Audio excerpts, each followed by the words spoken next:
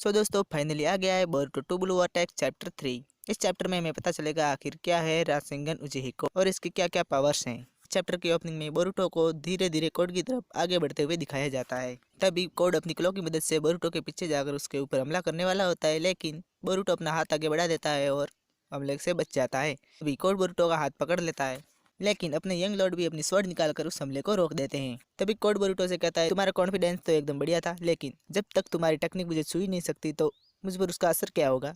तभी बोरुटो कहता है, मैंने तुम्हें कहा था तुम्हें मारना आसान है और मेरा आधा काम तो हो चुका है। तभी कोड नोटिस करता है कि बोरुटो के हाथ से जो पैटर्न रिलीज हो रहा था वो कोड के ऊपर भी चढ़ रहा है। तभी बोरुटो कोड को लास्ट वार्निंग देते हुए कहता है, अगर तुम अब भी मुझे 10 टेल्स के पास नहीं लेके गए तो तुम यही मारे जाओगे।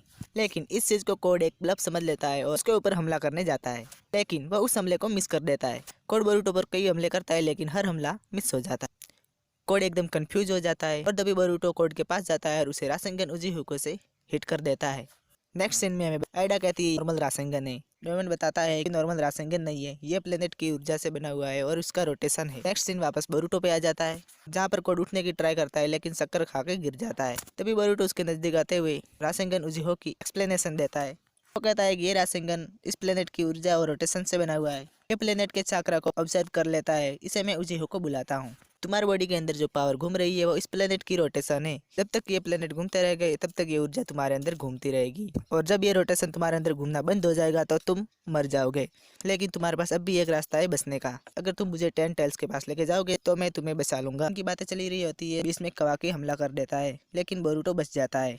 कवाकी के साथ साथ बाकी सब भी आ जाते हैं, जिसमें हिमावारी भी शामिल होती है। बोरुटो कवाकी से बोलता है कि कोड को ज्यादा गुस्सा मत दिलाओ। तभी कोड के क्लो मार्क में से एक क्लो बार निकलता है और कवाकी पर हमला कर देता है। कवाकी उस हमले से बाल बाल बच जाता है।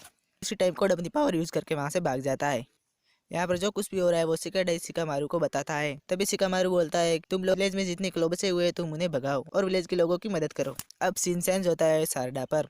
वहाँ पर शारदा उसी क्लो के पास दिखाई देती है जहाँ पर वो आदमी ट्री के रूप में बदल गया था। फिर से सीन चेंज होता है बोरुटो और कवाकी पर, जहाँ पर वो दोनों बात कर रहे होते हैं। अब इन दोनों की कन्वर्सेशन तो फिलर है, तो इसे हम सिंपली स्किप करते हैं और मेन पॉइंट पर आते हैं। तभी हमें बोरुटो के कंधे पर एक फ्रॉग दिखाया जाता है, जो कि उसे बताता है कि उसने सक्सेसफुली चिकन कर लिया है, और उसे पूछता है कि क्या तुम्हें 10 टेल बीस्ट मिला।